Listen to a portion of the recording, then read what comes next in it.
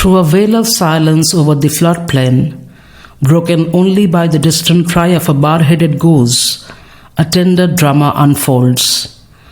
A baby rhinoceros nudges her mother, her tiny horn pressing gently against the massive unmoving body.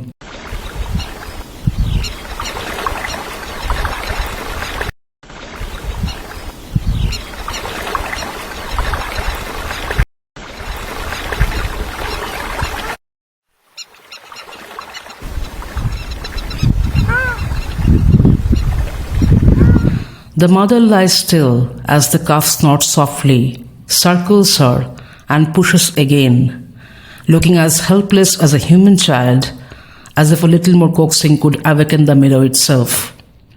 Here, at 26 degrees north of the equator, lies a fragment of Eden where the rhino calf's anxious squeals against British hunters, poachers, and predators shaped the grassland's future.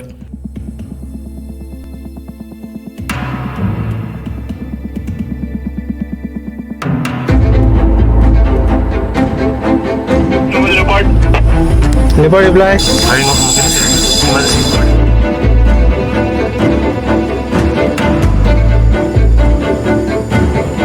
I have seen glimpses of the breeding ground of Operations Falcon that night, a collaboration between the Assam police and the forest department, which now uses intelligence-led tactics, digital surveillance, and rapid response teams to disrupt poaching networks.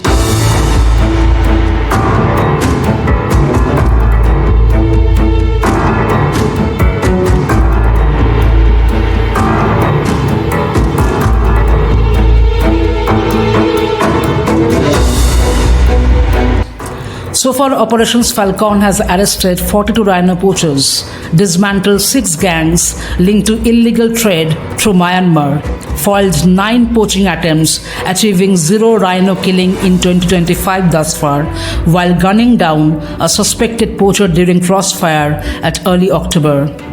This operation was yet not formally launched while I was visiting this forest, but I have come across the elite unit of Special Rhino Protection Force, who are specifically trained to combat poaching through patrols, training, and direct engagement with suspects.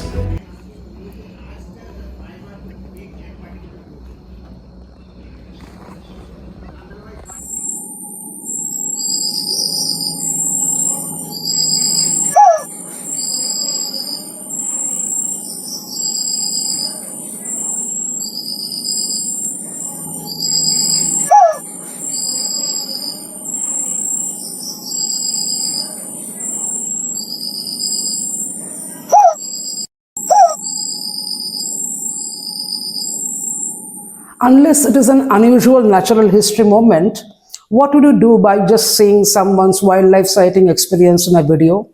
Just to get an idea about what to expect, your personal experience can be vastly different. After I came back from Kaziranga, 2 new mammal species have been discovered, binturong and small-clawed otter, with binturong or bear cat being the India's largest civet and small-clawed otter is the world's smallest otter, highlighting the crazily diverse ecosystem. For me, safari is not a series of animals to be ticked off on checklist. And if you don't really absorb the significance of the place we are looking at, if you don't really understand the multi-layered story behind this land of the red goat, and safari only means adrenaline chase for self-gratification and proving our presence during some animal sighting, then people buy whatever sold. And what's so grievously wrong about these pictures, I will come back to explain after a while. But before that, first thing first, from the beginning of my day at Burapahar till the very end at night, I have seen movement of SRPF and forest officials because there has been concern about some kind of illegal movements. So much churn is happening all around. These are all part of the story. It's not just about animals. That is what makes the story of conservation. If you have seen in the second episode, the historical story about conservation, how Kaziranga has resurrected itself, in this episode, what you will watch is that why it has been successful. I received 2 seemingly unrelated news after returning from my afternoon safari on 11th February 2023. Google had its first round of layoffs in India. affecting approximately 450 IT employees, a news that made me feel somewhat insecure about my survival. And the second one was this. Kaziranga Forest Department activated their networks, some anti-poaching camps and commandos based on an intelligence received regarding suspected movements.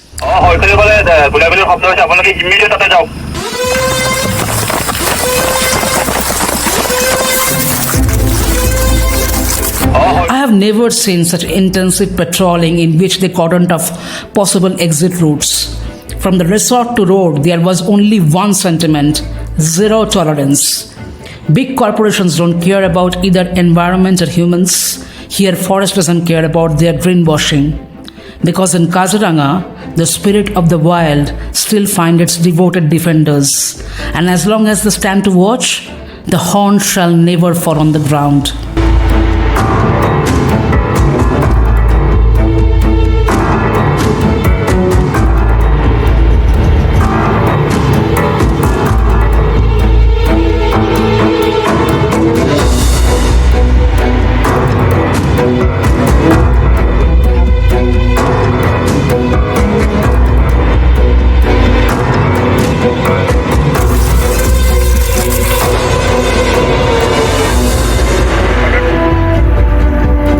But one-horned rhinos are not the memories only golden here. हाँ, वो tiger पहले तो सो रहा था एक open area में। हाँ। उसके बाद वो धीरे से उठा, जागा, तो वो ये सेंट्रल जोन में। हाँ, सेंट्रल जोन में। तो ऐसे मतलब जैसे आदमी लोग उठ के ऐसे ऐसे करते हैं ना, स्ट्रेच कर रहा था। हाँ, पूरा एकदम ऐसे ऐसे पूरा स्ट्रेचिंग किया। ओ एरिले मोरमोर सुमा ओ बजारो लोयानी आए मुंग बेसिले से थोड़ा चला स्ट्रेचिंग करके, चल के फिर से बैठ गया। हमको लगा क्या हो गया, फिर से बैठ गया। तो फिर से थोड़ा देर बैठने के बाद फिर से उठ के गया, तो देखा कि वहाँ पे और एक टाइगर है। तो उस टाइगर को उन्होंने ऐसे ऐसे ऐसे ऐसे करके दोनों बाद में एक साथ में जंगल के अंदर चले गए। मोर हुन कोन बाखर सताय परे बते मोर हुन कोन बाखर धोली कुली।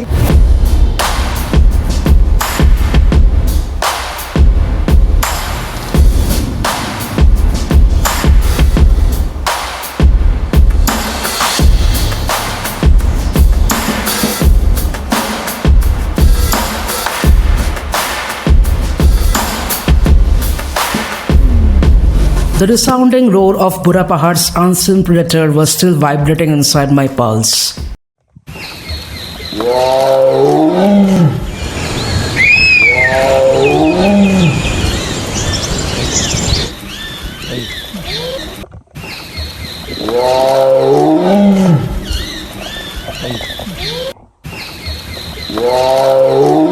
So near and yet so far has been the theme, if there's such a thing. On the way to Baguri range, I was wondering if at all I would be able to see the royal stripes beyond my guide's mobile screen. और ये बहुत देर तक देखने को मिला, 18 minutes का video था ये। Wow.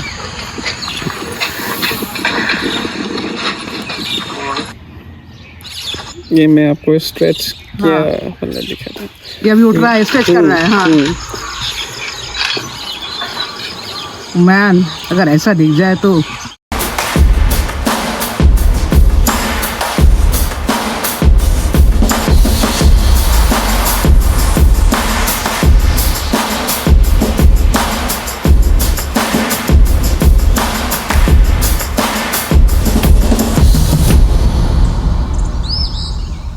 Between 2013 and 2017, every year more than 1,000 rhinos were poached in South Africa, which houses over 80% of white rhino population of Africa, approximately 93% of global white rhino population, and over 60% of total wild rhino population in the world. White rhinos were the primary victims, while the critically endangered black rhinos of Africa were poached at a lower absolute rate than white rhinos. This happened even after dehorning, which was formally introduced in 2010 but wasn't practiced before. Cutting of the horns of serrated rhinos with a chainsaw has been considered by wildlife conservationists of Africa for over 30 years as a necessary evil to save this iconic endangered species from poaching. In contrast, between 2013 to 2017, approximately 107 rhinos were poached in Kaziranga, which houses the largest population of greater one-horned rhinos. Still a quite high number, but in 2024, 420 rhinos were poached in South Africa, while officially 2 such cases were registered in Kaziranga. And based on the latest Forest Service and Assam Conservation Report available up to late 2025, no rhino has been poached in Kaziranga in 2025. And I have checked even multiple conservation reports and community sites, because sometimes government tries to diminish the numbers, right? Just to showcase how well conservation is doing. So I actually checked multiple sources, and in 2025, I am recording this on 25th of December. I hope it registers 0 for the entire year, and it continues to be so.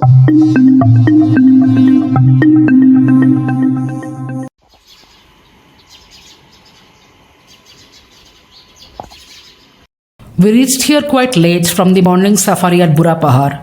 I quickly finished my lunch and hit the road for safari because the western range at Bagori is at a distance of 15 km from the Infinite Resort in Golaghat, where I was staying, and I didn't want to curb the duration due to our own delay. Every minute inside this national park is a moment to savor. Mr. Pallab, my guide, informed me that the Bagori Tourism Office is the starting point of this zone from where visitors can take the ride of elephant safari. I had no interest in elephant ride. It is totally unethical as they go through brutal training process known as crush, which is a ritualistic process to break their spirit that involves separating calves from their mothers and using physical and psychological torture to make them tamed. Just the mere thought of it makes me sad.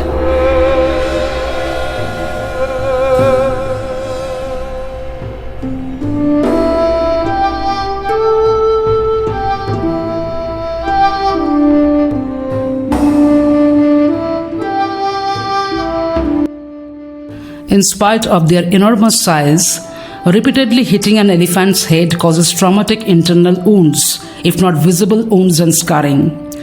The constant force and vibration from being struck in the head can cause internal injuries, including potential brain damage. The use of a bullhook, a metal-tipped tool used by elephant handlers, is especially harmful. When jabbed into sensitive areas like behind the ears or around the eyes, the sharp pointed edge can pierce the skin and inflict extreme pain. I have reported against this many times, as this is one of the few things I detest about this forest. But I know the economics won't match up with the sentiment of what's right. When each elephant deployed for safari ends up fetching a minimum profit of INR 70,000 to 80,000 in 6 months for the owner, and renting an elephant for a season cost approximately INR 45,000, you can imagine the situation after COVID pandemic has disrupted even hyper-local supply chains.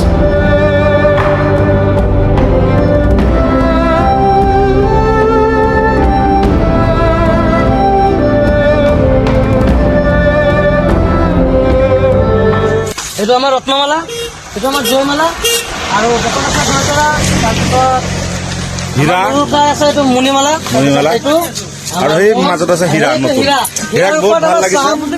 If only the Ratnamala and Manimalas of this world knew that they could easily use their trunk to flip or throw a person riding them, and even crush humans to death as easily as we crush potato chips. I had to discontinue my reflection as Mr. Pallab suddenly asked, "By the way, why you want to visit Bagori? We have chalked our entire plan on the day of my arrival, and today's afternoon was slated for Bagori, so..." He hesitatingly continued, "But it's a prime rhino territory for grazing, and you already have seen so many rhinos. I didn't expect that when we were initially discussing, so I always suggest Bagori to my guests to ensure that they don't miss out on rhino sightings on river's bank in case they miss that at Central Zone." I wondered, Bagori Range can't be only about rhinos and elephant safari. There should be tiger population and other wildlife anywhere between the Brahmaputra River and Karbi Hills, right? After all, it's the same forest. It was a very calming experience. I had to discontinue my reflection as Mr. Pallab suddenly asked, "By the way, why you want to visit Bagori? We have chalked our entire plan on the day of my arrival, and today's afternoon was slated for Bagori, so..." এইটো আমাৰ ৰত্নমালা, এইটো আমাৰ জয়মালা, আৰু বকন আছে ঘৰতৰা, তাৰপিছত He almost read my thought and said, tigers are also there, but not like Kohora, which has the highest concentration. And the only one left from Big Five for you here is tiger. I have already taken chance with Kohora twice, and for the last safari I thought attempting a new landscape would be better. So I asked him, what's the specialty of Migratory zone then? That's a top location for bird watching, especially in the morning. It's home for critically endangered Bengal florican, but that's a highly rare spotting. Also not possible to go there now because it's 50 km from here. Will easily take an hour to reach the entry point.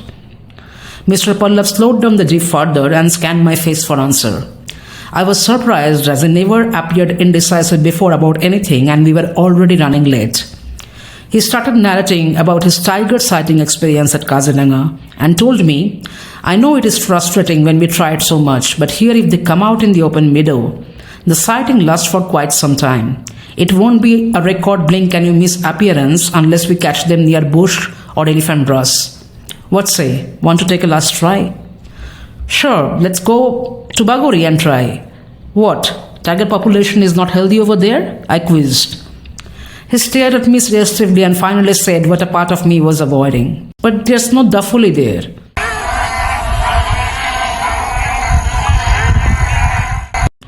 And then today morning she was out in the central zone. He sheepishly smiled.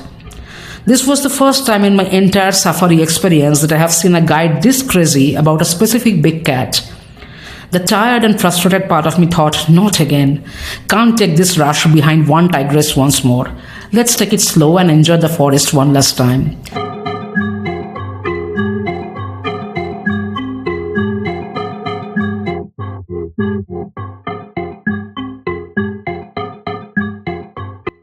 Dafoli was seen in camera trap. She was not out in the tourism area of safari after the rhino kill. Probably she dragged the remaining carcass inside and would feast on it for days, and in that case, it would be total waste of time to run from pillar to post in Kohora tourism zone once again. Only a limited portion of national parks is open to tourists, typically around 10 to 20% of the total park area, and tiger has no incentive to show up in the tourism zone. But if we now proceed for Baghori, I should be totally okay to end that chapter for now. While I was doing this mental gymnastics, my guide murmured, she has to come out to drink water from the Aflang Bill sometime. A large meal requires extra hydration. We couldn't bank on that for real, as a little mistiming would totally flip the chance even if tiger is out, as we have seen fresh out of Burapahar. Finally, the jeep reached the cross section from where a road to the right would take us to Kohora Mihimuk, and we need to continue straight to reach Bagori. Mr. Pallav looked at me for the final decision. I took a deep breath and said, it doesn't make sense, but let's take the right. Since Kohora Mihimuk gate is close by, now we were on time for central zone entry point, and a quiet tremor of excitement coursed through me.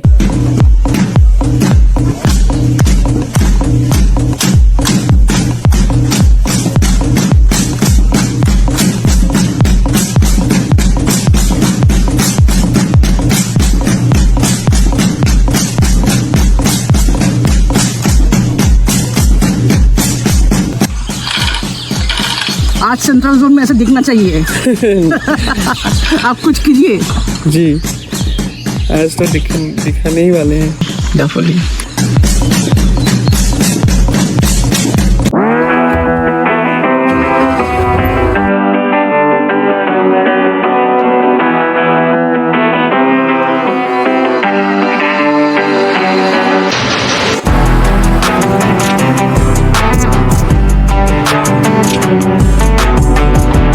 Yesterday spent over 8 hours inside this range, but today can be totally different. That's the greatest thrill of a jungle.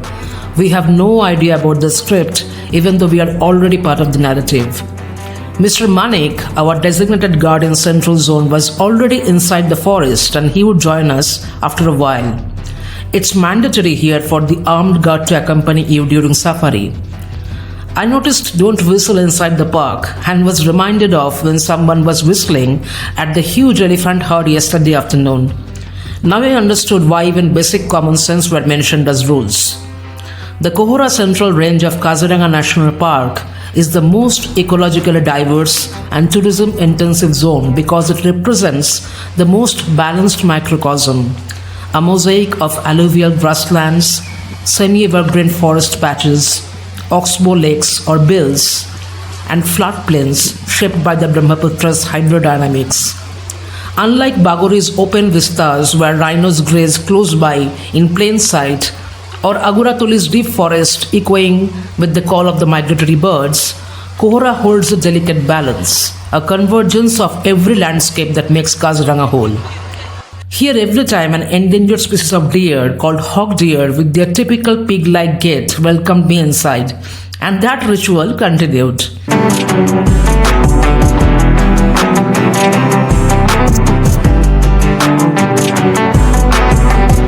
Cautious, low-slung, and alert to every ripple of scent and sound, they are not as social as their widely distributed counterpart, spotted deer.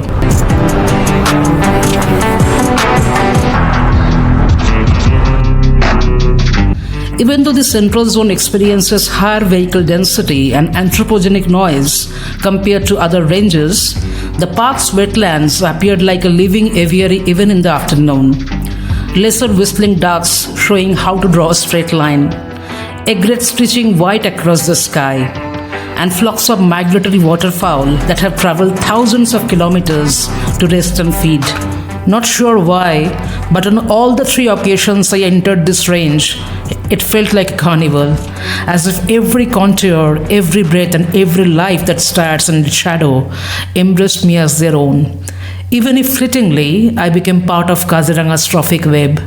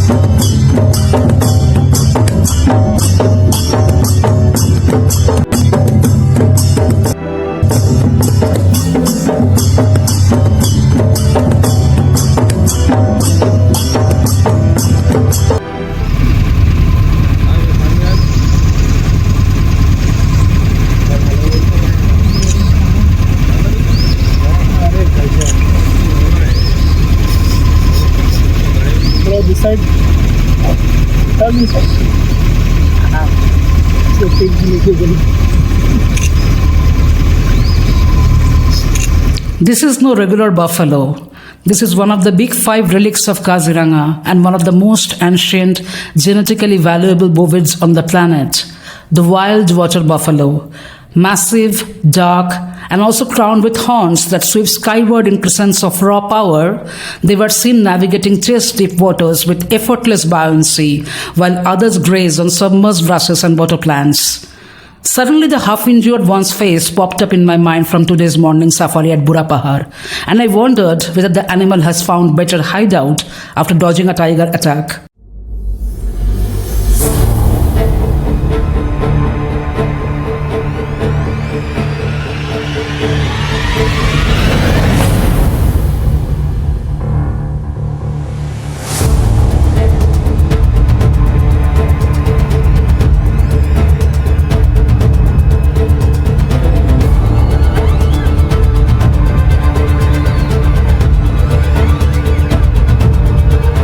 Almost unrecognizable by untrained eyes when compared to the domestic buffalo that populates Indian villages, wild water buffalo lineage diverged long before domestication ever began, almost 900,000 years ago, according to results of a phylogenetic study.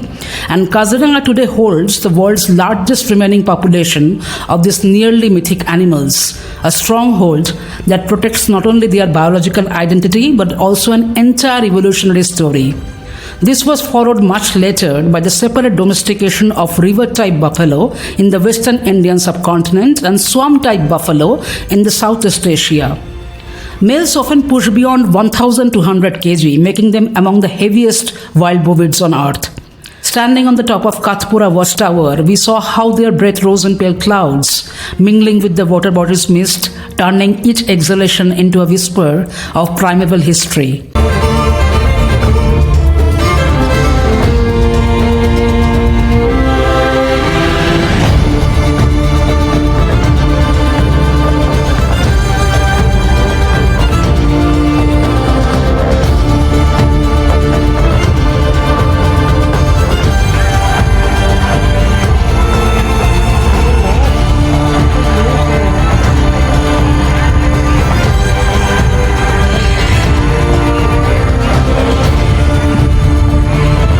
The sudden stillness when a tiger's distant call rolls across the grass, like we have seen today morning when wild-watered buffaloes were mud-bathing and the tiger suddenly started roaring, the ripple on this bovine's muscle was a sight to behold.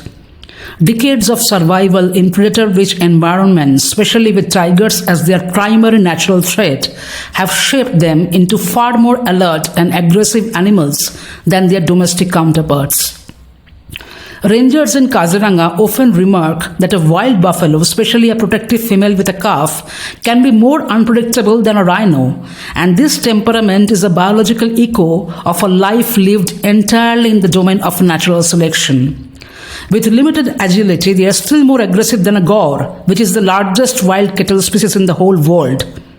However, wild-water buffaloes are primarily defensive and are not known for the same level of relentless ferocity as the African Cape buffalo.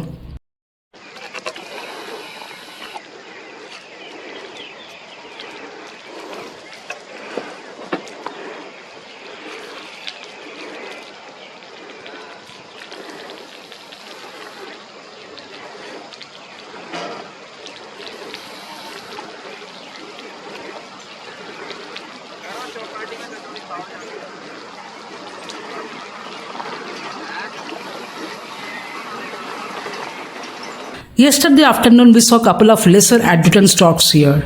Today, rose-ringed parakeet displayed courtship behavior with soft contacts and gentle head bobbing. Mr. Pallav quipped, "Love in the air."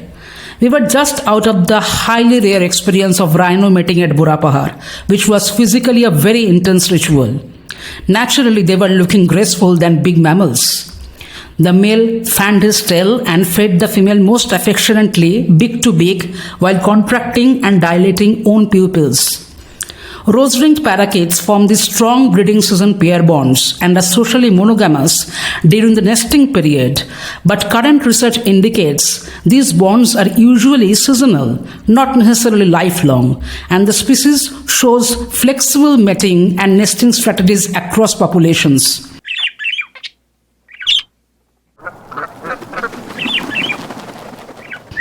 Some bird species reunite with the same partner year after year, long-term pair fidelity.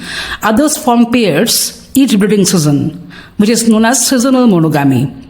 These birds show both patterns. So basically during breeding, there's strict exclusivity. The male provisions and defends, the female incubates, the pair behaves as a unit. Post-breeding, pairs may stay together through the season. Whether they reunite next year depends on nest site availability, mortality, and local ecology. In contrast, one-horned rhinos exhibit through and through polygamous mating system. We spent some time on Katpura watchtower scanning the landscape. Watchtowers near Kaziranga wetlands fulfill not just tourism roles but also provide anti-poaching surveillance. There are anecdotal reports of pythons being spotted near Katpura forest camp during safaris, but I didn't see any snake in Kohora so far. I was particularly curious about the rare monocled cobra, but as my guide said, summer is the most conducive time to spot them. I still browsed through the bush as much as I could, but jeep safari is not ideal to experience herpetofauna. While trekking near Burapahar, I could spot two non-venomous species of snakes though. I wish they maintain a watchtower level checklist of animal sighting for visitors' ease, as most guides are not knowledgeable or interested to explain beyond regular information. The Forest Department can aggregate sightings from local birding groups and safari guides trip reports, park social media posts and citizen science platforms like eBirds and iNaturalist, and put up some boards mentioning recent sightings for visitor interest. Not sure whether they refrain doing it to avoid attention of poachers and other miscreants. Quite possible.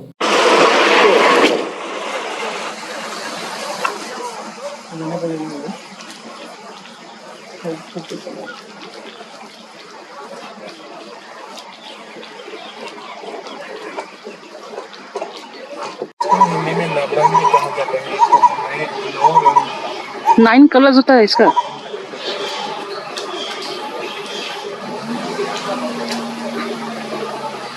Jungle fall का different different variety होता है ना। यहाँ पे जो मिलता है इसको रेड जंगल फॉल, रेड जंगल फॉल। और श्रीलंका या साउदर्न इंडिया में जो मिलता है उसको green jungle fall. Every chicken on this planet, every breed, every form, traces its origin to this living rainbow. Gallus gallus. In full sunlight, this mature male displayed a startling palette uncommon in other galliform birds. The 9 colors in the male are not random, but finely tuned by evolution. Warm and bright colors for attraction, darker muted tones for camouflage, and iridescent pigments for dazzling visual communication. A red jungle fowl needs to be visible enough to attract a mate, yet inconspicuous enough to avoid predators. The mix of pigment-based and structural colors helps it navigate this balance beautifully, a living mosaic shaped by reproductive selection, predation pressure, and ecological niche. The neck and hackle feathers, the dramatic cape draped over the shoulders, are suffused with gold and orange. Interwoven with these are red feathers, a classic dominant signal, since bright red bear skin and plumes often correlate with hormonal health. The back and saddle region of the male often bear maroon brown or deep brown shades, blending subtly into leaf litter or earthly substrates as he forages under the forest canopy. The wing coverts and lower back can project a more olive and olive brown hue, which may serve as a camouflage. On the rump and some shoulder feathers, especially in good light, there is a shimmer of metallic green. When the sunlight strikes the tail feathers, they reveal luminous flashes of blue, purple, and green, shifting hues depending on the viewing angle. Under certain conditions, especially when the bird molts into eclipse plumage, black comes into play more dominantly, particularly across the middle of the back. This black phase reduces his conspicuousness, lowering predation risk during vulnerable post-breeding periods. Finally, there are white patches on either side of the head, which may serve as social signals. On the far end, I spotted another male close to a herd of sambar deer. The sunbird was totally nonchalant when the pheasant was pecking on the face. This peculiar behavior felt strangely reminiscent of African oxpeckers picking their way through the hides of rhino and buffalo, as I saw in Nat Geo channel. Most likely it could be form of ectoparasite removal when the birds pick insects like ticks or mites on the deer's skin and wounds, much like oxpeckers do. But jungle fowl are not parasite-feeding symbionts, nor do they make a living perched on ungulates. They are ground foragers, evolved to scratch leaf litter for seeds, fallen fruits, shoots, beetles, termites, ants, and small invertebrates. Their occasional interaction with large mammals, such as sambar, appeared opportunistic rather than obligatory. So when this jungle fowl began exploring a deer's muzzles or tear duct region, it was not performing a fixed mutualistic role, but responding to a localized resource, perhaps a cluster of salt crystals from dried lacrimal secretions, a few skin-dwelling insects, or some small arthropods dislodged by the deer's browsing. Unlike oxpeckers, jungle fowl do not settle onto the animal's back or ride along. They dart in and out, retreating immediately at the slightest movement from the deer. The sambar too does not respond as a host familiar with the helper species, but simply tolerates the presence for a moment before flicking the bird away if it becomes intrusive. Oxpeckers change tick loads on host mammals and can influence wound healing, blood loss, and stress. Their behavior has measurable implications for herd health and host fitness.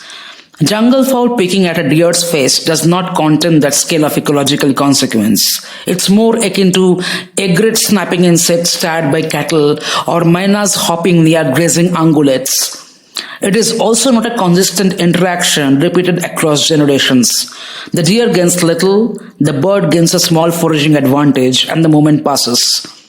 And yet, they share something that makes the comparison irresistible.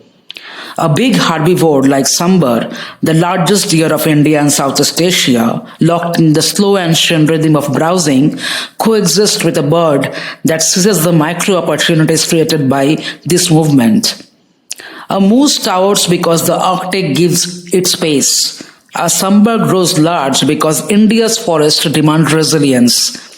Each giant reflects the landscape that shaped it, and that is what makes wildlife comparison meaningful.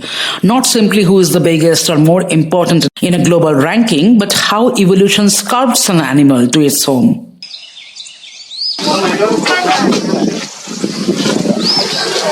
This is the first important stopping point after entering from Kohora Mihimuk Gate. I always advocate you to spend some time at Katpura Watchtower. Many guides do not stop there, but actually it gives a fantastic view of the riparian ecosystem and Brahmaputra grassland. And if you are lucky, you can see megafauna from there as well. Especially if you travel during winter like me, it will be full with avian species. So some fantastic photography and videography can be done from the watchtower, especially because it's stable, right? You can keep your camera and you can actually choose the frame. Otherwise, from the Jeep, it becomes such a commotion, especially for me. No matter how much I try to support my system, it just wobbles. There's way to actually stabilize it in editing. I don't do it much. Anyway, I saw this in Instagram and Facebook that some resort is promoting these pictures. Basically, they are promoting their business with these pictures. Spotted deer is not even found in Kaziranga. That is mostly into the dry deciduous forest of central India and peninsular India. Spotted deers have evolved and they stay there because the high grassland of Kaziranga with frequent flooding are not suitable for them. There are 4 species of deer found in Kaziranga. The most famous is, of course, eastern swamp deer, whom you have seen on the 4th episode, popularly known as Barasingha. Second one is hog deer, then sambar, and then Indian munsak, or the barking deer, whom I haven't seen in Kaziranga, but have seen in other forests. People who do not do any research, it just creates a wrong impression in their mind. Now, you may say that this will never happen with me because I have done my research before visiting. For example, take this photo. You will never find this kind of situation in Kaziranga. For example, that a series of jeeps are following a tiger on the track. This is very typical to central Indian forest. Either this photo is taken from some random Bandhavgarh or Tadoba website or somebody's profile. You know, people can do a lot of things nowadays. This kind of sight is not possible in Kaziranga because the landscape is very, very different. Anyway, we were also waiting here because we wanted Mr. Manik to join. Remember, he didn't know that we were about to visit to Kohora. So he went for some official work and he had the watchtower level surveillance work today. But because Mr. Pallav informed that we are coming, he switched it with somebody else and decided to join us, thankfully. Also, this gave us some extra time because from the time the guard will actually clock, that the guard will join, the safari will officially start. And Mr. Pallav said that since this is going to be our last safari, I'm going to spend some more time. And that's why the guide is important, because last moment change of range wouldn't have happened with any other regular guide. If you buy a ticket from online, then you have to choose the range and then you can book your safari ticket. And if you personally visit and book it from the counter, then also you are committing to a specific range, right? Only some of the special guides have this provision that they can actually go to any range. I'm thankful that I got this opportunity to do safari with him. Another person is Bitupon Kolong, former Indian cricketer and captain, Mr. Anil Kumble, recently visited Kaziranga, and Bitupon Kolong has been his guide. These are the guides in high demand and they can make a lot of difference to your overall experience. अब बस उसको ये करो करके मुझे थोड़ा आगे लेना पड़ेगा.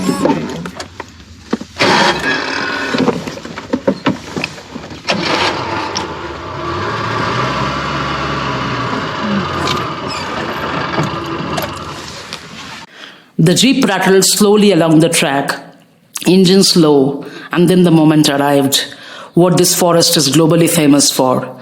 Now you will get an understanding of scale and why people go to Baguri. The rhino was actually that far, and unless the animal crosses the safari trail, usually you will not see them in close proximity at Kohora while undertaking jeep safari. It doesn't feel like that because of 600mm lens with versatile zoom that I was using, but frankly I was losing count of rhinos.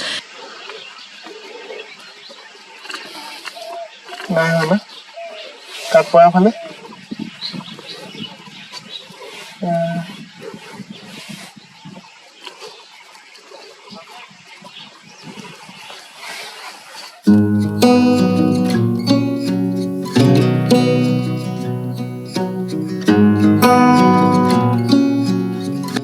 came across two mother-baby pairs here, and with that, if I were not mistaken, I just clocked 38 one-horn rhino sightings in Kaziranga.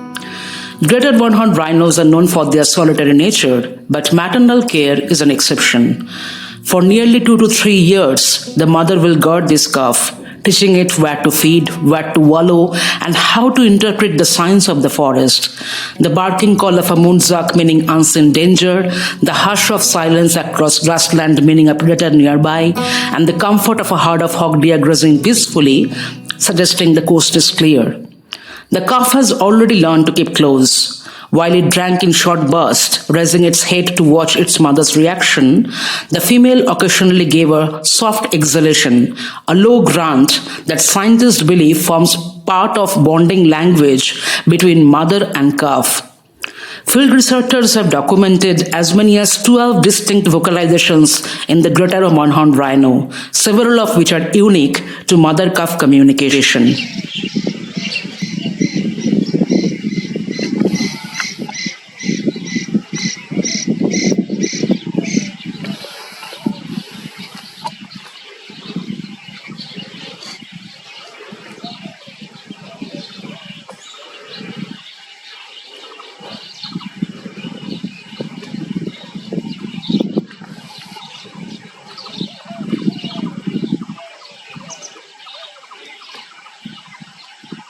Wait, is she sick?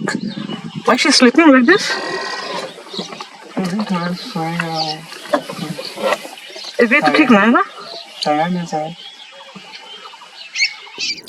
Nearby, a pair of woolly-necked storks behaved guarded in the shallows, waiting for flocks flushed out by the rhino's movements. Kaziranga is a landscape of interdependence, and even the simple act of a mother and calf drinking reshapes the micro-ecosystem around them. Where guides gently prepare us for 2-3 rhinos per trip, if we happen to be lucky, what I experienced was the kind of streak guides talk about at night around campfires. So which is the best zone here to spot rhino? On paper, definitely Bagori, because almost 50% of rhino population in Kaziranga is concentrated there. But without going there, I saw more rhinos than one can imagine, even if one takes all 4 safaris at Bagori. Similarly, just because Kohora is a statistically sharper bet for tiger sighting, it doesn't mean that would work. Who knows, perhaps Bagori would have proven luckier in terms of carnivores. Look there, the hummingbird hawk moth. My stream of thought was broken by the sight of one of the most extraordinary insects found in the floodplains of Assam. Where most of us visit with the hope to see huge predators and massive herbivores, the evolutionary finesse of an insect the size of a thumb that has learned to fly like a bird, see like a butterfly, and pollinate with the efficiency of a bee captivated us. At first glance, many visitors assume they have spotted a tiny hummingbird, but I knew India has none. The illusion comes from the moth's remarkable flight technique. Unlike typical moths that beat their wings in a fluttering pattern, the hummingbird hawk moth is capable of sustained hovering, beating its wings at nearly 70 to 85 times per second, a feature reinforced by powerful thoracic flight muscles and a highly flexible wing joint system. Scientific studies from the University of Oxford have documented that aerodynamically the moth generates lift in the same style as a hummingbird, using a figure-8 wing trajectory rather than a simple up-down beat. It is the only moth species in Kaziranga commonly seen hovering in daylight hours, making it visible to safari visitors who would miss most nocturnal lepidopterians entirely. Field studies have shown that the moth can make up to 70 feeding stops per minute, hovering at each flower for barely a second, drinking while airborne with extraordinary efficiency. Because of this rapid nectar sampling, scientists classify it as a high metabolic pollinator, one that moves pollen quickly across a plant population and contributes significantly to genetic mixing between flower clusters.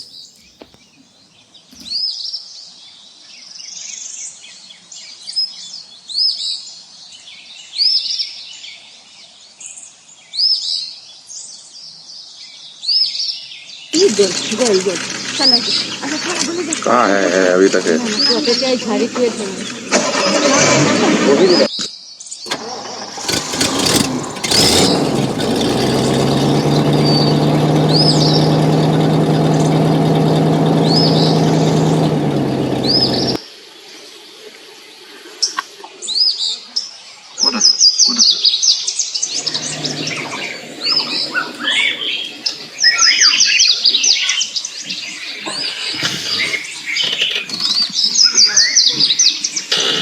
Didn't we come here to focus on tiger? No movement here, and you have seen enough rhinos. Let's not waste time anymore and go towards Daflang. My guide was getting restless. Even though before entering here I jokingly told him that it's high time we see the stripes, the faunal diversity of this forest and what's right there in front of us to relish totally captivated me. Moreover, I didn't want to leave without knowing what happened to that rhino mother. I have never seen how rhino lies down before, and it felt rather awkward. They sleep for a total of about 8 hours per day and can also sleep while standing for a short period. So is she under any pain? I wondered. I found the calf's behavior adorable and equally concerning. If you don't want to leave for Daflang now, then you will get Bag Makora instead of Bag, Mr. Pallab said in good-natured banter. Yes, the golden silk or weaver is known as Bag Makora in Assamese, but most people call it as a giant wood spider. That's when I got to know local people call tigers as Bag, just like in Bengal. And upon further probe, I got to know in Assamese they call tigers of Kaziranga as Dhekia Putia Bag. This is the specific subspecies of tiger, with the scientific name Panthera tigris tigris. Other terms locals use for tigers are Bonoraja, which means king of the forest, and Baghro, which both Assamese and Bengali got from Sanskrit.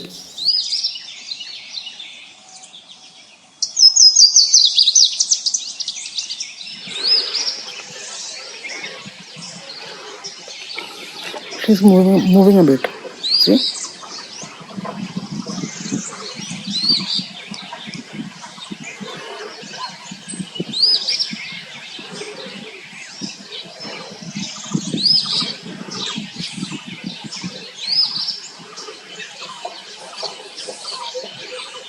Mr. Manik also wanted us to move ahead.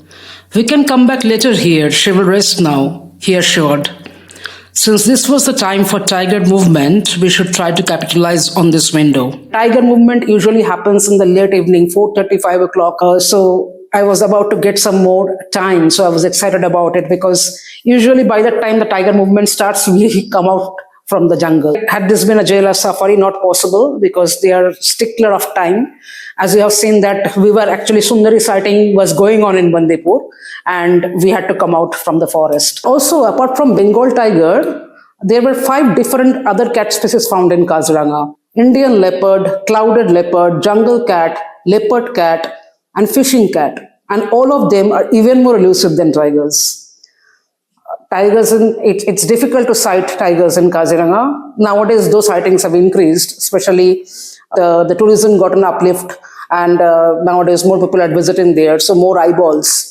So naturally, tiger sightings are a little bit more regular than how it used to happen before. But what about these animals, right? If you do not even know that such animal exists, you will probably never speak with your guide. And it's not that the guides will know. Sometimes it's just chance. But at least you will position yourself, for such opportunities. And so even though during winter, the typical safari duration was from 2 to 5 p.m., most of the jeeps were entering late till 3:30 p.m. Entry was permitted. And Kaziranga has been a little bit flexible in terms of timing, not in terms of rules though. They even inquired what I was chewing when I was having chewing gum. But in South Indian forest, actually, I have seen people are carrying eatables, they are eating chips, biscuits and all that. That is absolutely not possible in Kaziranga. Chali.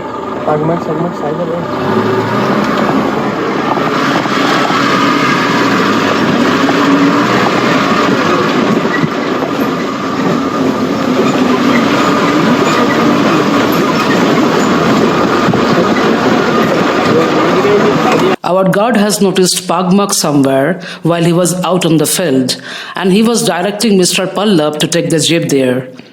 But when the northern hemisphere's least understood eagle species ask for attention, you slow down and look up. क्या है समझ में नहीं आ रहा है पलाशिस पलासिस fish eagle. Where ये nest देखिए, 2 nest है ना। हाँ ये पलासिस फिश ईगल का नेस्ट है और उसमें ऊपर वाले में हाँ चिक्स भी है, लेकिन वो क्योंकि घोंसला इतना बड़ा है वो छुपके रहता है। दिख तो नहीं रहा है। फिश ईगल दिख रहा है क्या आपको? नहीं दिखा, नेस्ट ही दिखा रहे हैं। और ये पलासिस फिश ईगल जो है वो यूरेशिया ये सब जगह से आता है। यूरेशिया से आता है। हाँ बड़ी बढ़िया। हाँ, विंटर में आता है, ये नेस्ट बनाता है, चिक्स उड़ने का लायक हो जाएगा जब तो चला जाएगा। तो बच्चे को लेके जाते हैं या छोड़ लेके जाते हैं? हमेशा ये यही नेस्ट देख रहे हैं रिटर्न आता है। वो सेम जगह पे पेयर रिटर्न आता है।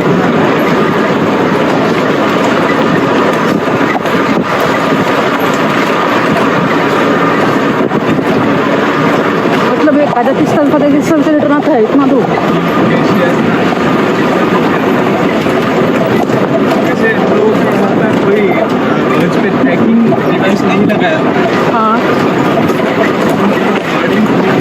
हाँ इनसे जो रिसर्च में मिलता है हाँ तो उधर से हम लोगों को पता चलता है कि ये यूरेशिया ये सब जगह से ही आते हैं।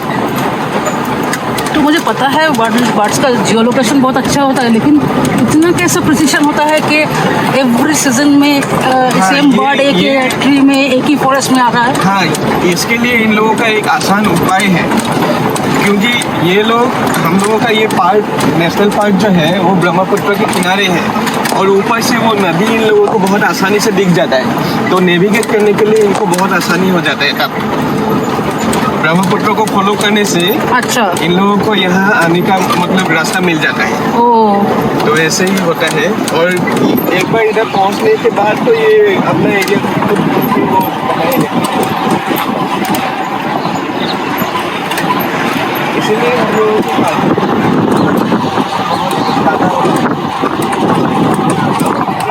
उन लोगों को नेविगेट कर देता है। ऊपर से जब चिड़िया फ्लाई करता है जी। तो उनको तो बाकी जगह नहीं दिखता है, वो सिर्फ नदी को दिखता है। हाँ हाँ नदी देख के वो अपना रास्ता बना लेता है। तो जहाँ वो उनको पता चलता है कि बीच में तो काजीरंगा आ ही जाएगा, हाँ तो वैसे ही। मतलब मेमोरी उनका जो मसल मेमोरी बहुत स्ट्रांग होता है। हाँ, बहुत हाँ। स्ट्रांग होता है और नेविगेट भी करने के लिए वो ब्रह्मपुत्र है तो उनसे वो सहायता लेता है, हाँ इजी हो जाता है उनका। रिवर है, बहुत बड़ा रिवर है। ये सब कॉटन है ना आपने बोला?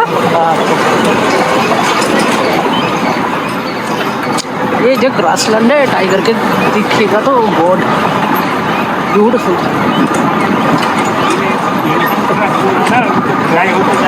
हाँ Well, those who go for safari only for tigers to invest maximum time behind that pursuit, they avoid birding and most of the wildlife. Once our guard joined, Mr. Pallab also wanted today to directly go to Daflang and spend as much time as possible there. But while I wanted the main focus to be on tiger, I didn't want to ignore whatever forest generously offered on the way without trying. It's a reality to catch this endangered species of birds with a declining population rate, and we could only see the nest.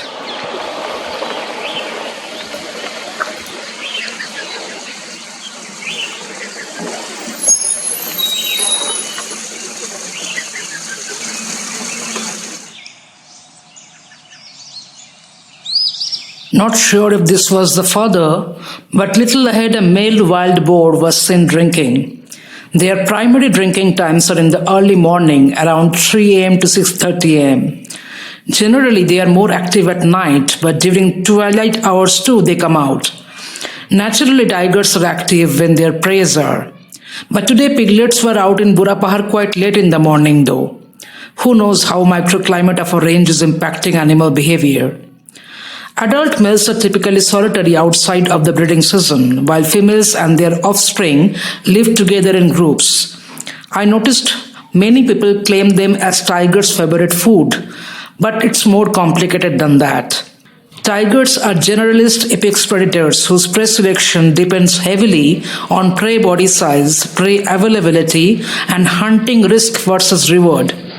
In landscapes where large ungulates are abundant, biomass-based consumption tends to prioritize larger preys, and hence, tigers generally prefer large or medium-large prey rather than small or medium-sized ones.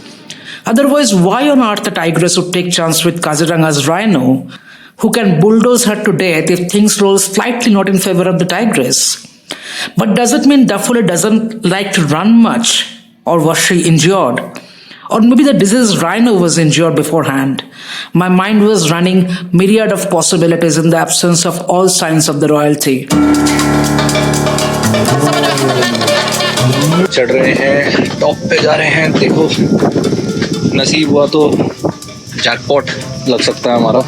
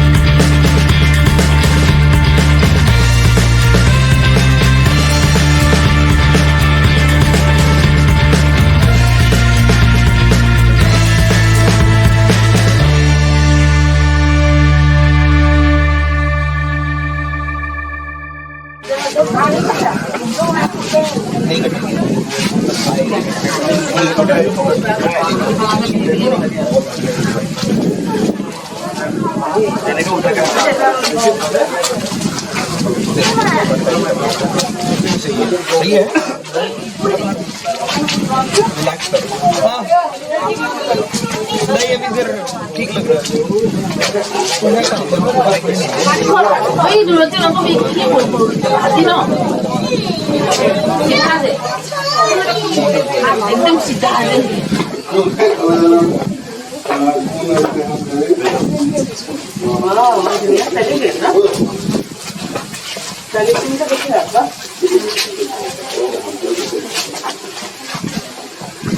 The vast wetland of Daflang Bill opened like a sheet of molten bronze under the slanting sun, and even the cacophony of crowd couldn't take away from its beauty.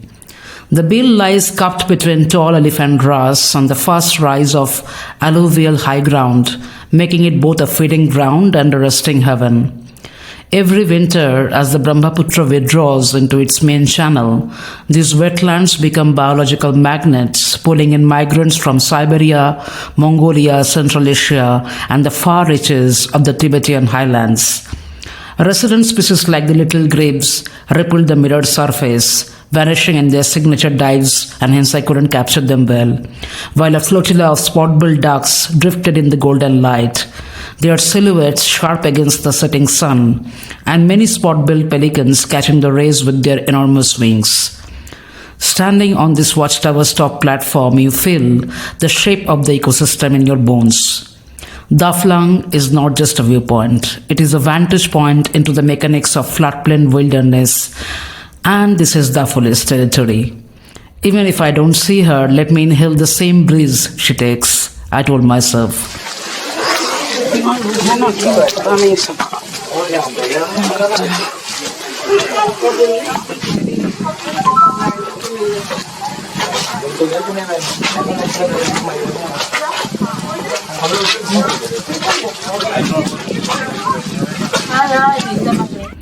This is when I got to know once again we missed tiger sighting. While we were busy with the rhino mother and calf, few jeeps who left towards Daflang before us saw a tiger on the track. Mr. Pallab got to know about it from those guides after reaching Daflang, and he tried to conceal it from me to save me from disappointment. I got to know because I saw him in animated discussion. Most probably he was asking those guides why he hasn't been informed. Not all guides are equally cooperative, and there's competition among them too in any national park. In Burapahar, he didn't mind because the guides there don't know him closely, as very few guests visit there with him, and still he tried to constantly get information. And even if they informed, the tiger would have left by the time we could reach there from that spot of capped langur mother with baby. But Kohora is Mr. Pallab's territory too, and apparently Bagh sighting happened not too far away from Bagh Makura spot, where I waited for Rhino Mom to get up. Probably Mr. Manik was mentioning about that same tiger's pug marks. We didn't hear a single alarm call though, which is, come to think of it, quite natural in a place like this where tigers can move like silence personified, because acoustic cues and smells are hidden by dense vegetation and tall grass, giving no heads up to monkeys and herbivores, unlike yesterday afternoon when the same jungle was extremely vocal. Well, that's because the tigress wanted it to be so. She was imitating a Assam deer after all. उन लोगों को मिल गया, हम लोगों को नहीं मिला, ऐसे बोल के आपको खराब भी लग सकता है ना, इसलिए मैं बोलता हूँ। नहीं मैं समझा, हमको मिलेगा उससे अच्छा मिलेगा।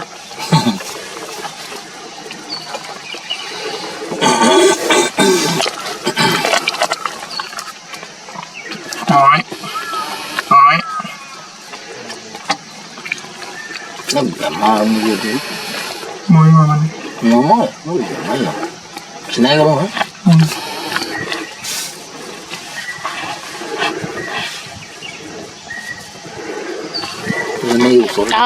अफ्रीका के भी जंगल देखे हैं, केन्या में, पर ये हम लोग का Assam just mind blowing.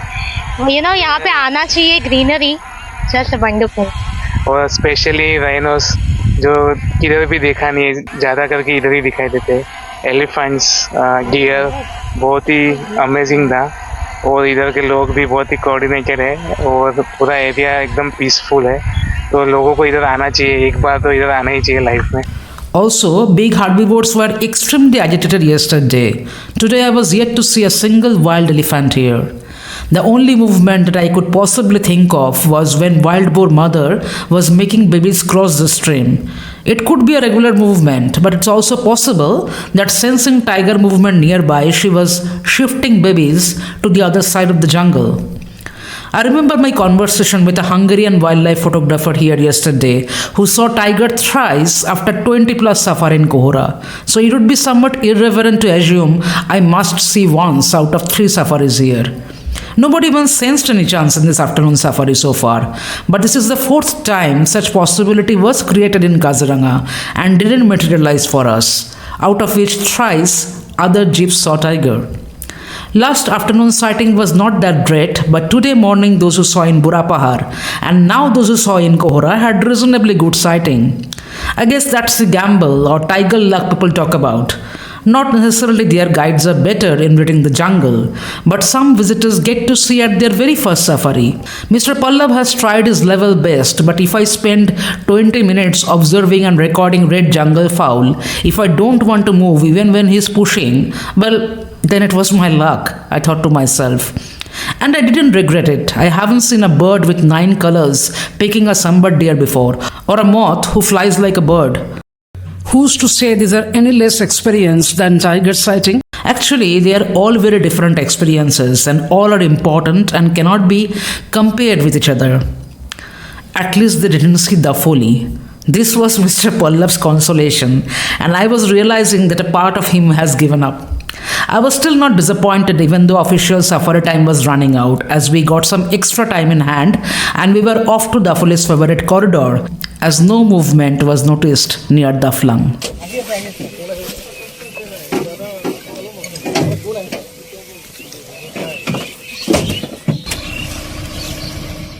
We saw few members of Special Rhino Protection Squad in and around the watchtower while leaving. Did anything happen, or is it just a regular patrol? My guide said not sure to my question. The SRPF does not appear without cause. Created as a dedicated anti-poaching strike unit, they respond to intelligence inputs. Sometimes a suspicious footfall detected by forest guards, sometimes a pressure sensor triggered on a remote trail, sometimes the faint echo of a gunshot report detector installed in vulnerable pockets of the park. On evenings like this, when the forest cloak thickened and human presence thinned, their arrival felt like the tightening of a protective ring around the giant beings that move here, also mostly unseen, the rhinos. Maybe it was just a repositioning for night duty. Or no, not really. Birds were flying away from the Aflang Bill as humans took it over. Suddenly, the tension in the landscape became palpable. I saw some amount of surveillance activities on the way and in and around Burapahar too. What's the matter? The marshes around absorbed my question in the void.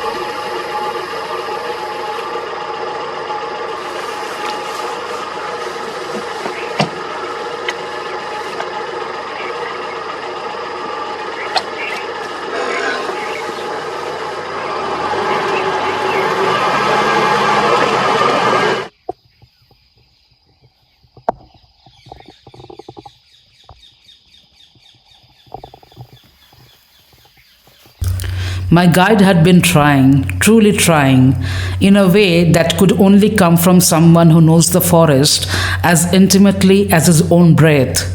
He knew the Fuli's moods, her favorite pools, her preferred corridors. Yet, as the grassland was painted with amber glow, I felt a strange ache that had got nothing to do with missing the Foli.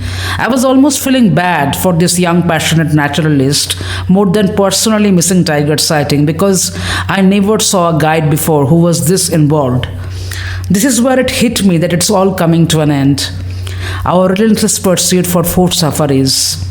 A hawk deer was standing right in front of Dafuli's favorite corridor, so her being around seemed out of question. And near the Daflang Tower, you saw the amount of commotion.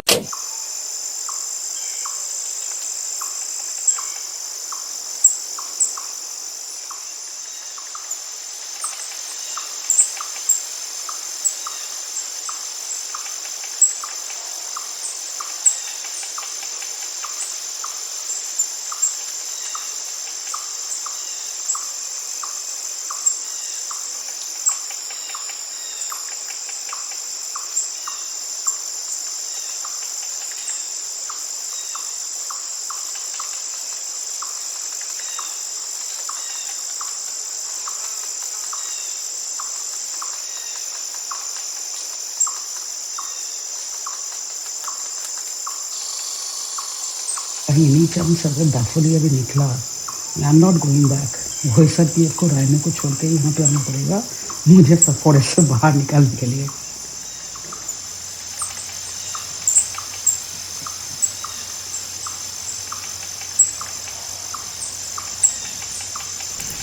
Around us, the world seemed to hold its breath. I was wrong. Mr. Pallab had not totally given up. Not yet. Not even now. In these last moments when most guides accept whatever the forest has already offered them. Instead, he raised his phone once more, calling a ranger somewhere deeper inside Kohora's grass-flanked passageway, hoping for a whisper of news about the queen. A fresh pug mark, a faint growl, a hawk deer's alarm that might betray her presence.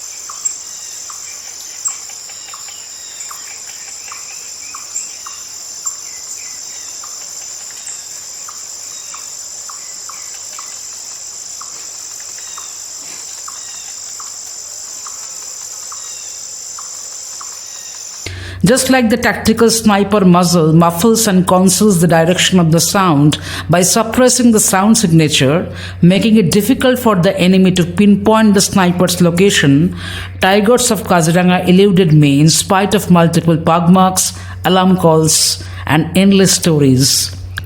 We kept watching the corridor the way people look toward the horizon when waiting for someone dear, with sunken hope and almost helpless devotion. But a path shaped by years of our silent sovereignty continued to remain empty.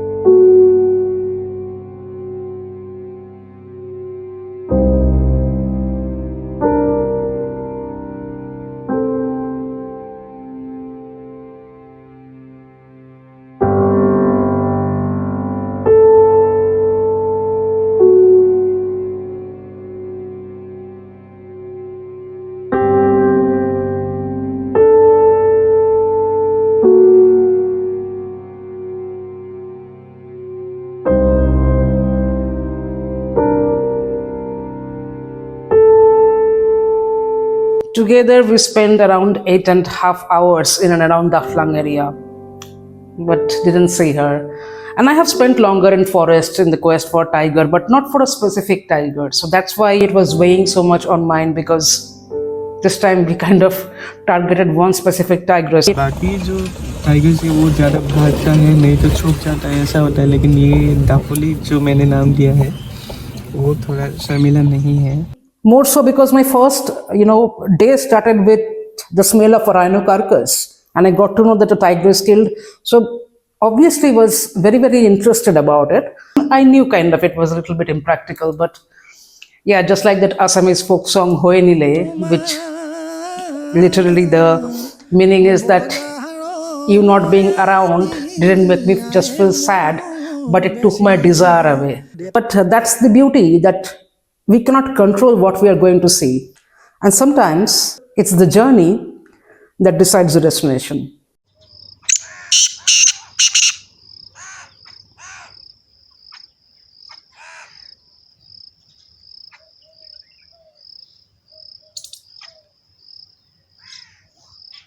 Borré primero esa cara de niño asustado,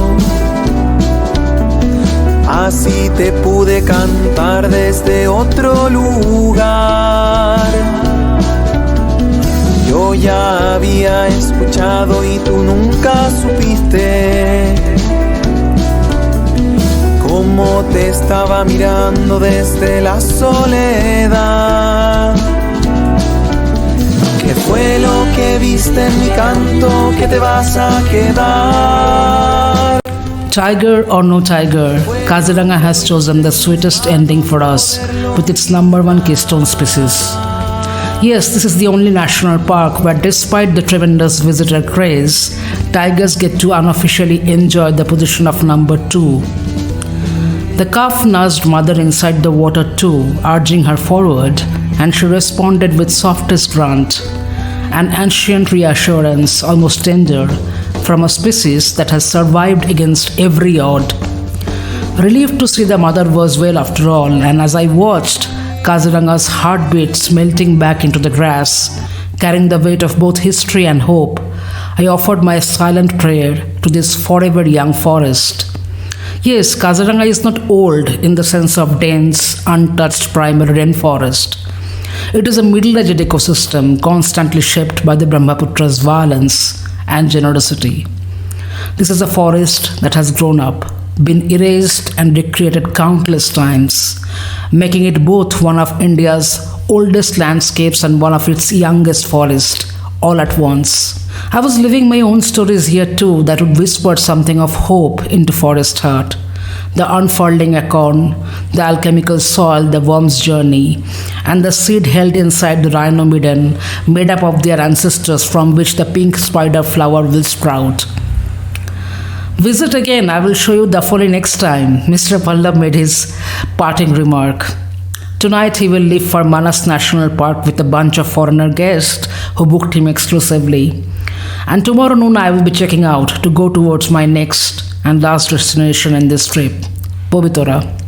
Now let's assume you are just back after completing 4 eventful wildlife safaris in a World Heritage Site, and as soon as you step inside your resort, the Wi-Fi steals your peace of mind. How would you feel? A Google engineer found out she had been laid off while she was on vacation when her boss sent her a LinkedIn message. The headline made me cringe a bit. In a WhatsApp group, someone started discussing whether all similar orgs got plans of job cuts in the guise of broader restructuring. I turned off the resort Wi-Fi, which was usually very unstable but had to function now. These few days I was as far away from worldly worries as possible, but as the travel was nearing its end, as if survival reality knocked to remind that our perceived future hung in balance, I felt life is like the rhythmic beats of Lengpum Sokchan Kekan, the bamboo folk dance performed by the Karbi community in Assam.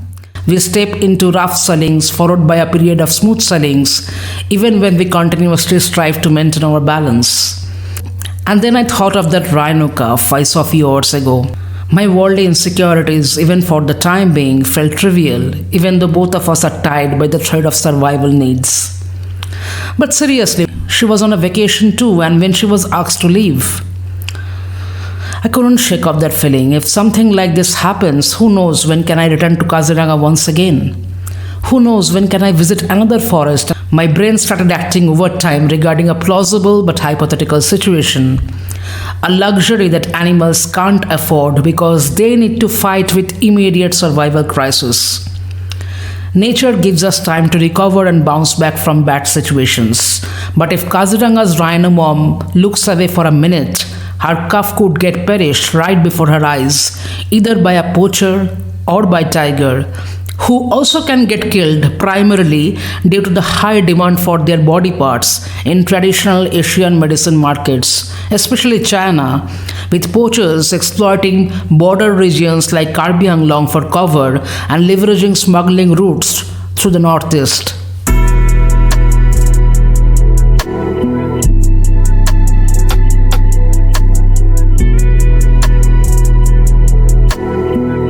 I got to know so much increased protection and security arrangement were noticed inside forests today because of some questionable movements nearby.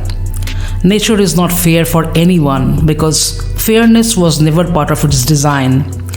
Field biologists have long understood that wild ecosystems operate on something called the fitness landscape, where even the smallest imbalance can ripple outward. A failed monsoon, a new disease outbreak, a single bullet, a single unexpected act by a tigress. These disruptions do not weigh their cost, they simply happen, impacting and reshaping the lives of thousands. Statistical models show that in many species, over 90% of offsprings will never reach maturity. This is not a failure of nature, but its strategy. Produce many, expect few, and let chance settle the outcome. I cannot change what big cops are doing, I thought. Neither I can defy this randomness, this apparent harsh indifference of nature. But I can choose to follow the inner voice that asks me to challenge it, at least try. And so thinking, if jobs won't be there tomorrow, why not give myself more windows of opportunity to see a tiger in this landscape? I approached the resort management. What if I don't check out at 12 p.m. tomorrow? What if I check out at 2 p.m.? They said, not a problem, 2 more hours is fine. I asked, but can you arrange 2 more safaris for me? They gave a blank look and called up the manager who was not present at night in the resort. He said it's highly uncertain to get entry tickets at this nth moment, and Mr. Pallab won't be there anyway. I told him that I knew he would be unavailable, but what about Mr. Manik? No, he doesn't accompany any other guide. So what's my option if I want to do 2 more safaris? Can't you arrange another guide? I asked. Let me check. I will let you know tomorrow early morning if we can arrange anything. The manager sounded cooperative but uncertain, and after half an hour, I received a call from him asking, where? Which zone?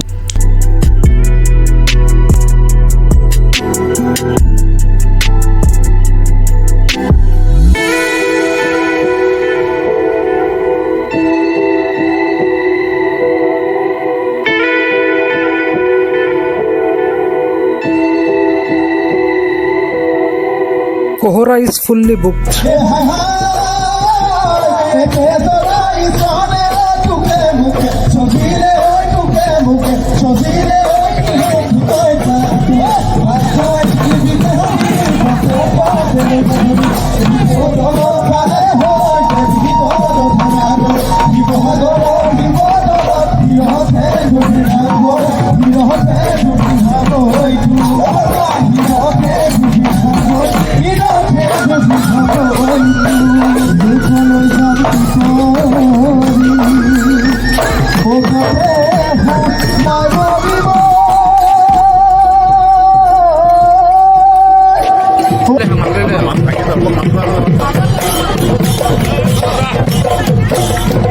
But if it's all booked, well, did you check for cancellation?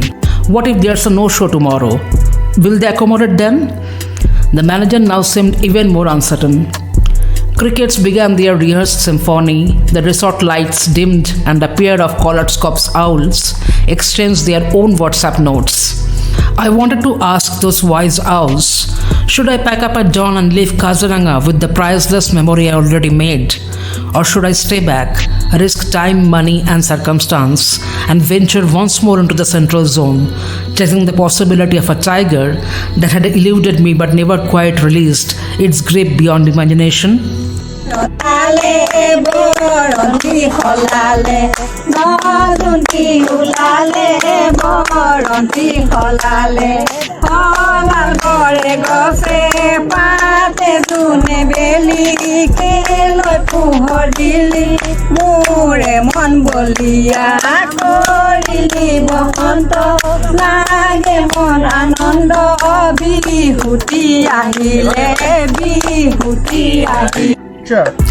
I still told the manager that I want both safaris to be in Kohora, and in case he won't get there, then the next preference would be Bagori.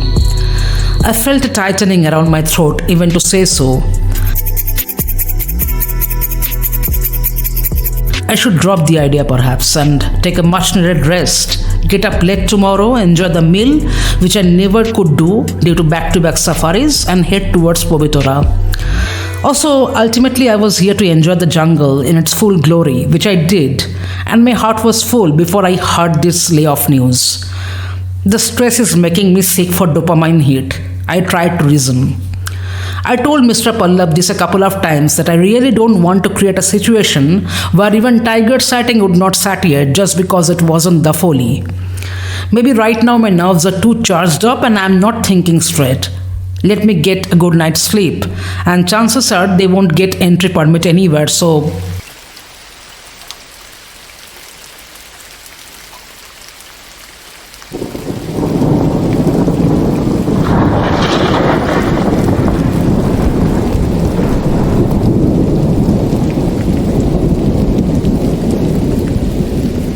as if the forest itself had drawn a sudden breath. I stood under the dim veranda light, watching the storm roll across the silhouette of the central range.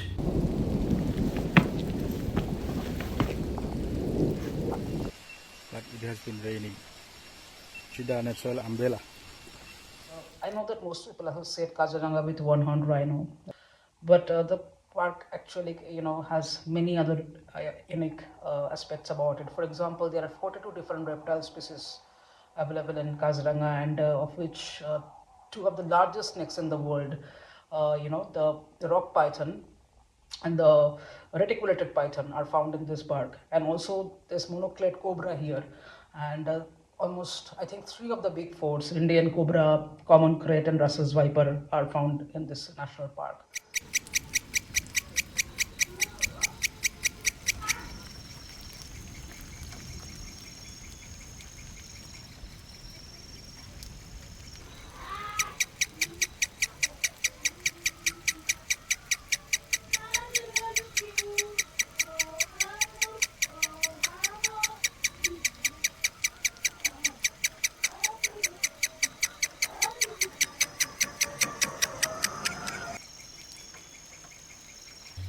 Somewhere in the darkness beyond, the bills were swelling, the tall elephant grass shivering under the weight of the downpour, and the unseen animals, rhinos, elephants, deer, were quietly shifting to higher ground. What could Dafoli be possibly doing now? Rain amplifies the smell of a carcass and increases scavenger activity. Studies on scent dispersion show odor molecules travel faster in high humidity. A tiger knows this instinctively, so they feed vigorously and rapidly, often eating more than usual before cover is lost. The forest felt alive and restless, but also strangely resolute, as if reorganizing itself into patterns I was not meant to witness. As the thunder rolled slowly over the Brahmaputra floodplain, I realized that Kaziranga had given me everything it could. 4 of the big 5, countless birds, India's only ape, a whooping 39 one-horned rhinos, and intimate stories from the raging pulse of its wilderness. And now, in the storm's roar, it left me with the last and most difficult thing of all, a remote, confusing choice, or the notion of it. Because without permit, there won't be any chance for choice, and I won't know what would unfold until next morning.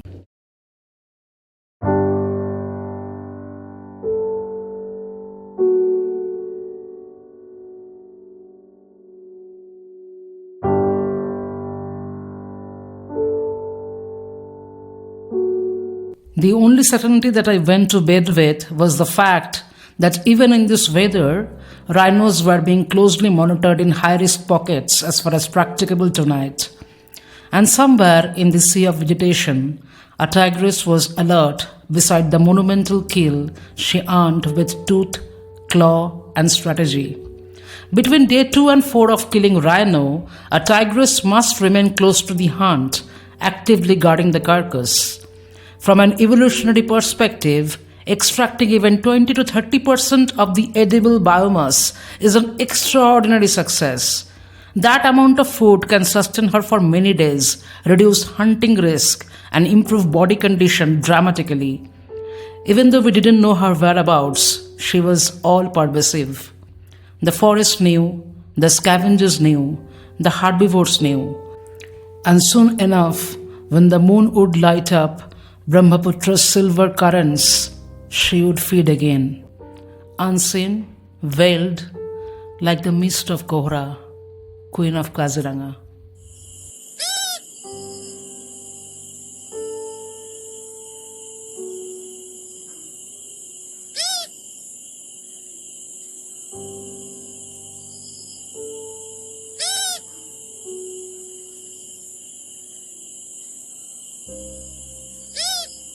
हम लोग guest को हमेशा service देते हैं। Guest यहाँ से चले जाएंगे तब भी हम लोग कुछ अगर उनका प्रॉब्लम होगा, मतलब कुछ जानने के लिए इच्छा होगा, पूछेगा तो हम उनको बताएंगे। ये हम लोगों का 24/7 सर्विस है, अमेज़न की तरह। प्राइम डिलीवरी भी होता है आप लोगों का? One day delivery? One day delivery होगा, मैं एक दिन के अंदर आंसर दे देंगे आप? एक दिन में 24 आवर्स में एक डिलीवरी होगा। अच्छा ठीक है। If you like this episode and if you have watched all the episodes of Kaziranga Chronicle, let me know in comment section which one is your favorite thus far. Oh, by the way, one more thing.